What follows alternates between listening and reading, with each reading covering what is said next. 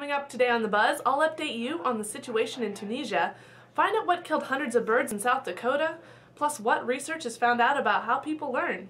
All that and more is coming up next on The Buzz.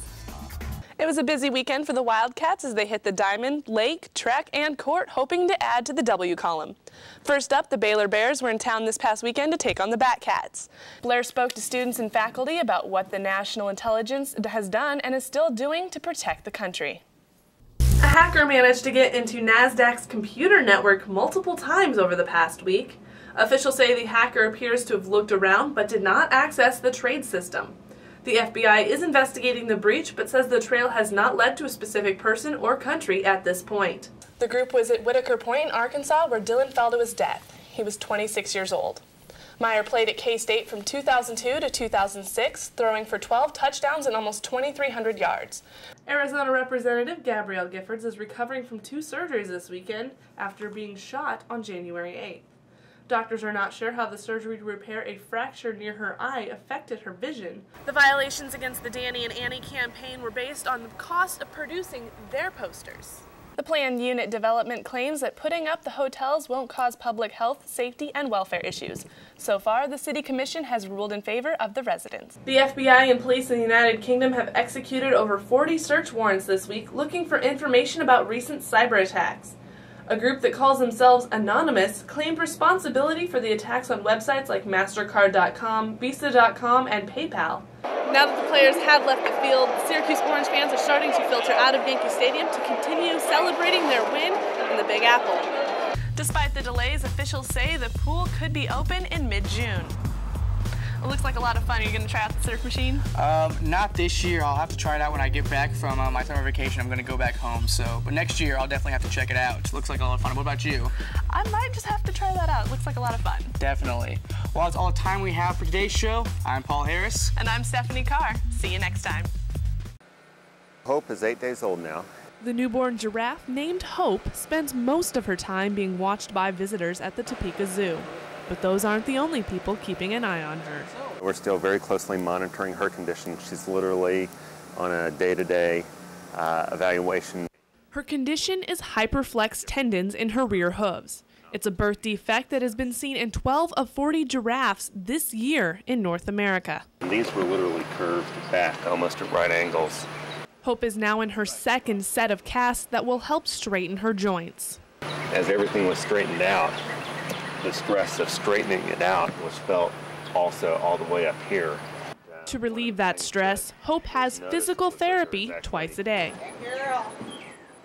Once Hope's mom, Dolly, is inside, the staff heads out to begin. We're going to get her up, Okay. and we'll move her more out this way. As Hope got up and ran, the staff's hope also went up. That's actually a really, really good sign. Once out in the open, the vet technician began therapy. Basically just stretching out this tendon that runs up the entire leg. It's just getting stiff. The massages only take a couple minutes, but the minutes spent on her now are the most important. If you don't turn it around at a young age, eventually you run out of treatment time. Fiberglass casts will no longer be strong enough to brace the leg.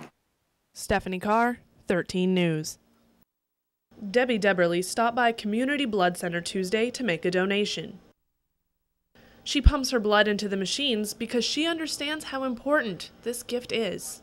So I know they're always in very desperate need of O-neg blood because it is for everyone, as I understand it. Also, my blood is one of those that can be given for infants, and I like that idea. Right now is one of the most critical times for these donations. Especially in the summertime, you know, we are critical. Just because donations are down, you know, sometimes surgeries are postponed, you know, for until the summertime. You know, there's a lot more accidents during the summertime. That's why Shawnee County Farm Bureau got involved. People who gave blood on Red Day received a free t-shirt and lunch. Although the gifts are a plus, for Farm Bureau customers like Deberly, it's about helping those in need. I just think that when you know what a life-giving thing that it is, that you can feel good about yourself to give that to somebody else. CBC and Farm Bureau staff hope to get around 50 donations from Red Day. They encourage people to keep donating throughout the year. You never know when you might be on the receiving end of needing that blood, so it's always good if you're able to make that donation. Stephanie Carr, 13 News. Meteorologists Tom Hagen and Frank Waugh say the best way to stay safe during the severe weather season is to be alert and prepared.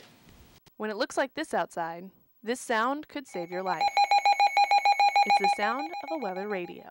People from all over Riley and Potawatomi counties lined up in Hy-Vee to buy their own system and have it programmed by area TV meteorologists. Tom Hagen stressed the importance of having one during this time of year. Weather radios are really good to have because they alert you of severe weather in the middle of the night. Those tornado sirens were never meant to be heard in your house, so this weather radio is the perfect way to get alerted of severe weather at 2 a.m., 3 a.m. when you're not really watching the weather. So weather radio is really important to have to wake you up and let you know something bad's happening. These radios cost around $30 and can be picked up at local grocery stores. Even though they plug into the wall, it's recommended to use batteries in case of power outage. Manhattan residents and K-State students enjoyed the opportunity to meet the TV personalities and have their radios programmed. I just think it's really important to have weather radios, and they alert you if there's severe weather, which happens a lot in Manhattan. And I just think it's a great idea, and it's a lot of fun for people to come out and meet them. Manhattan is active for severe weather. Last couple of years you had a tornado rip through the area, so people are aware that, yeah, severe weather happens here. So today has been packed with people, first-time weather radio users, people who have had weather radios but they're not sure if they're programmed right. So it's been great. A lot of people here in Manhattan are excited to be prepared for severe weather. Having a radio like this is a great way to stay ahead of dangerous storms, but there's some other things you should do as well. Tom Hagen recommends preparing a kit for severe weather by storing some food, water, flashlights, and a charged cell phone. When a storm is on its way, put on your shoes and go to the basement or lowest level of your house. Take shelter under something sturdy, such as a stairwell or a desk, and stay indoors until the storm has passed. Campus is decorated with posters and chalk to promote the candidates, but this year they were the source of complaints. The first complaint that was filed was against Sam and Molly's slogan. You want to get it as close as physically possible to something that's positive related. So we said, well, we'll use KSTATE without a hyphen, so it'll be one, it'll look like K-State, but it won't have the hyphen which everything else is separated by, so that way it won't be trademarked. Because they used the name K-State without a hyphen, that was considered to violate not only the elections regulations codes, but also those that are set up by the university. After the Elections Commissioner ruled that Sam and Molly's slogan was in violation of copyright, they cut down all their signs and replaced them with ones like these. So you can imagine that hearing that all of that work is now illegal and you can't use any of those materials is heartbreaking. The violations against the Danny and Annie campaign were based on the cost of producing their posters. And it was that the price that they had purchased those at was not fair market value. And that is a violation within the regulations codes. Both candidates say they are proud of how they ran their campaigns and don't want students to focus on the complaints. It obviously was an unfortunate occurrence, but we complied with the commissioner and we moved on.